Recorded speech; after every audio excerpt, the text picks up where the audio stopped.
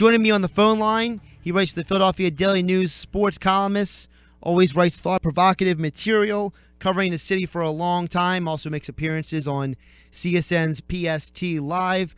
Marcus Hayes. Marcus, how you doing today? Excellent, Josh. How are you? I'm doing good.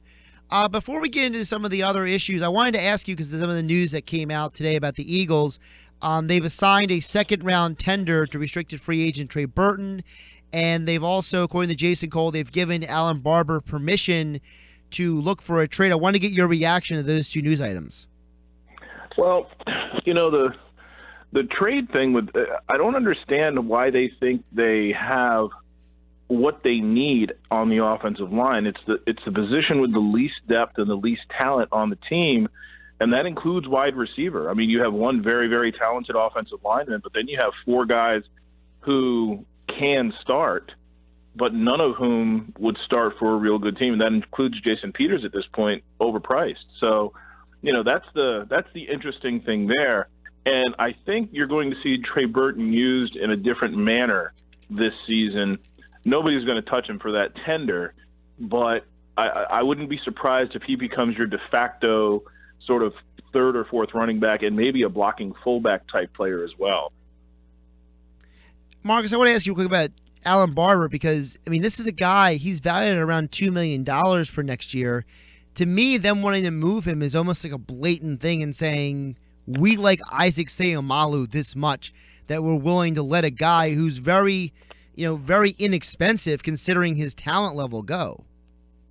Yeah, even if you're going to keep him as a backup, he's a low-priced backup who's extremely versatile. Alan Barber played well enough at left guard yet last year that they inserted Halapoulivaati Vaitai at right tackle because they didn't think they could afford to lose Alan Barber at left guard. He was playing so well next to Jason Peters. So, yeah, it's an odd move, but, I don't understand it. I don't know that they are the best run front office right now. They've done some things in the last 5 or 6 years, quite frankly, between Jeffrey Lurie, Howie Roseman, of course, dear departed Chip Kelly. They've done some things that make you really scratch your head when it comes to not retaining their own talent that has been productive. If you're going to splurge on Zach Ertz, and if you're going to splurge on a guy like Vinny Curry, a defensive end who never started, and Zach Ertz, a tight end who started because of his salary, on their potential, it seems like you'd be smart, you'd be wise to retain the guys that you have, who what they can do, even if it's as a back in a reserve role. To me, the guy on the offensive line that I felt this whole time that they should move on from has been Jason Kelce, Marcus, because this is a guy who, among all centers who started in the NFL, led in penalties. There were numerous times that him and Carson Wentz had communication issues. There was that one play in Cincinnati where, Wentz is trying to do a play action. Smallwood takes the ball from him, and Kelce runs one way. The offensive line runs the other way. And then, Carson Wentz puts his hands on his helmet and says, "What is going on?" Jason Kelce looks around and is like, "I don't know what the play was." It bothers me when there's that lack of communication, but yet Howie Roseman, Doug Peterson insist how intelligent this guy is. Well, I think what happens, especially in the middle of the offensive line, when there's a mistake made, if a tackle makes a mistake or a blocking tight end makes a mistake, there's 2 steps to cover it up or to escape. There are no steps when it comes up the middle. And Jason Kelce was very honest with me in the middle of last season, and he detailed each of his serious miscues or gaffes, some of which were, obvious, like the one you talked about, but others were a little bit more subtle that we didn't know about. So I think they appreciate his accountability, and everybody makes mistakes. He seems to be making more than he has in the past, but honestly, Jason Kelce's a pretty good center, which means he's the best in the least important position on the line. So I don't know that you're going to get a lot better at center from Jason Kelce, moving on from Jason Kelce, when you have so many other, issues to shore up. And he has played well in the past, and he is relatively young. Perhaps this season and a half that you're referring to is a blip, and he can revert to the norm. Marcus, looking at the city overall, pretty much all 4 teams are in a rebuild. The Eagles, they don't want to call it a rebuild, but when Howie Roseman said that he's trying to get younger and put young players around Carson Wentz, it's basically a rebuild. The Sixers, with the process they've been doing for 3+ years now. The Flyers, Hextall says he wants to get younger and have a youth movement. And then the Phillies, we all can tell that they're rebuilding. Of the 4 teams in the rebuild here, which of the 4 GMs do you trust the most to get this right? Do I have to pick one? You don't have to, but you can tell us why you don't like any of them. Well, I fired Howie in Week 15 last year. I have no confidence that Howie, given the 5 years that he's had to make something from the move on from Andy Reid in that front office, he's just been awful. I mean, if you give me 97 draft picks, I can trade up and trade for Carson Wentz. Once Frank Reich told me he's the right guy to get, so don't give me Carson Wentz.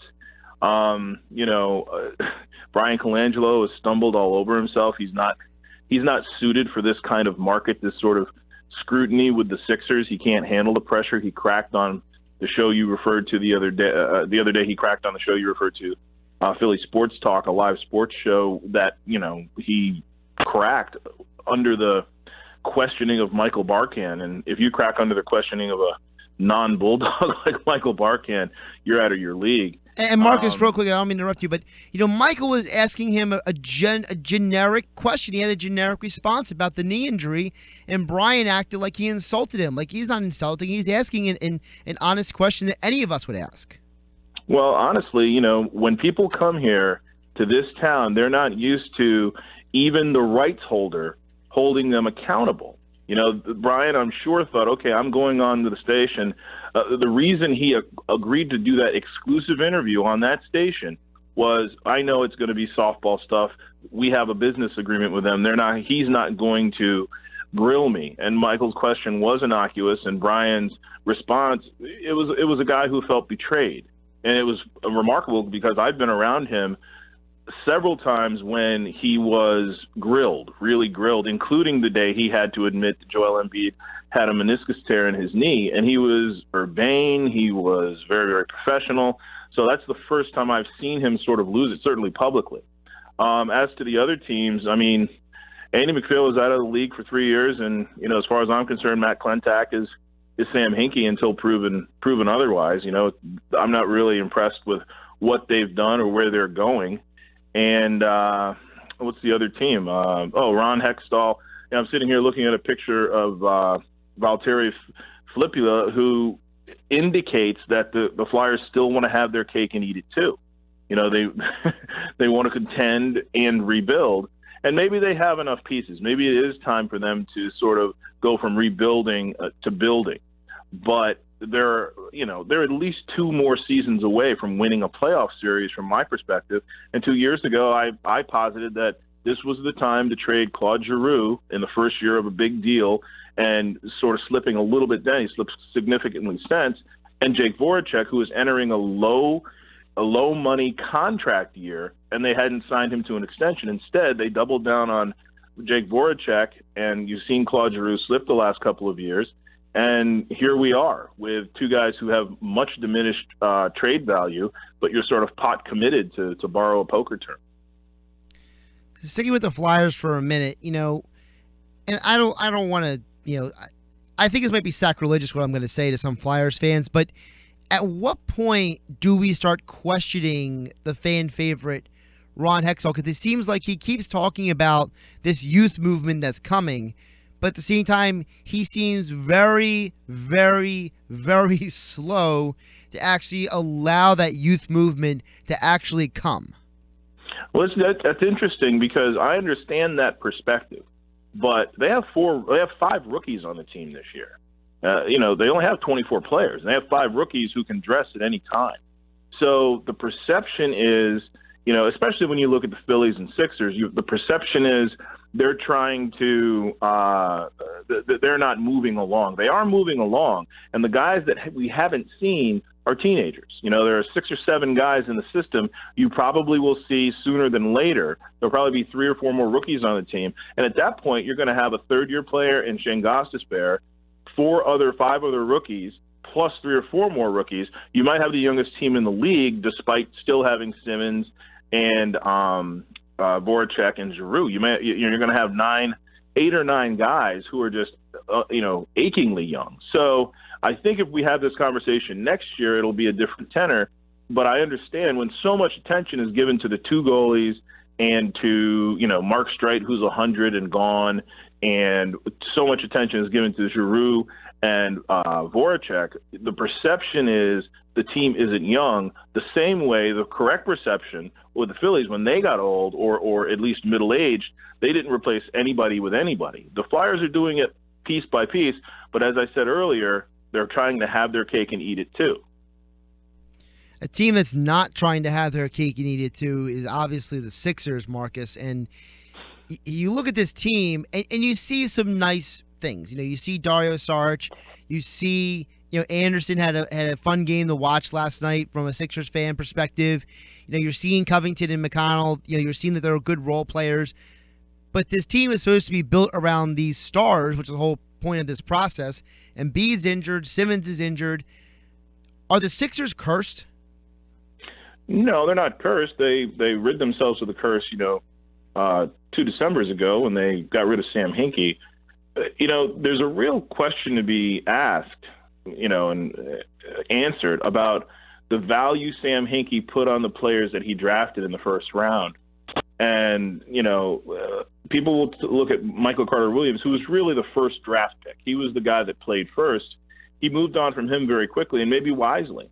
But that doesn't – and he got value for him. He got a pick for him. But that doesn't, negate the fact that, if he disliked him that quickly after 2 years of a body of work, that was a mistaken draft pick. You don't draft a guy with that slot to roll it over. Nerlens Noel clearly has issues both offensively and size-wise that he cannot overcome, and he's had 2 knee injuries now. Joel Embiid is, the klaxons have to be going off. He's had 5 significant injuries that have cost him time. This one concurrently, both the torn meniscus and the bone bruise. So this is a guy who's frail and fragile. He may grow out of it, but until he does, you can't count on him. And Jahlil Okafor, he just doesn't play hard. He's a lazy guy who's not in shape, who doesn't play hard, who's playing for his big contract and living off his name and his potential. Those all lay at the feet of Sam Hinkie. If there's a curse, there's your curse. Do you think in the NBA that there's too much of an emphasis on potential? Because I was looking back at, this 2016 draft class that Ben Simmons was a part of. It was a thin draft class, but so many of these guys were drafted. Your Thon Makers and your Brandon Ingrams and others not having great years. They're not even seeing the court some games, but they were drafted on potential. Is there too much of an emphasis on potential in the NBA because the talent pool is so inexperienced? Exactly. But I don't know how you escape that without requiring guys to stay till they're, through their junior years again. And I don't know that that's ever going to happen. I'm a huge proponent of limiting the amount of time rookies spend on the floor, second-year players spend on the floor. Back-to-backs, to me, are insane. You don't play back-to-backs in college until your conference tournament. And you're not supposed to be in the NBA until you've gone through 4 of those conference tournaments.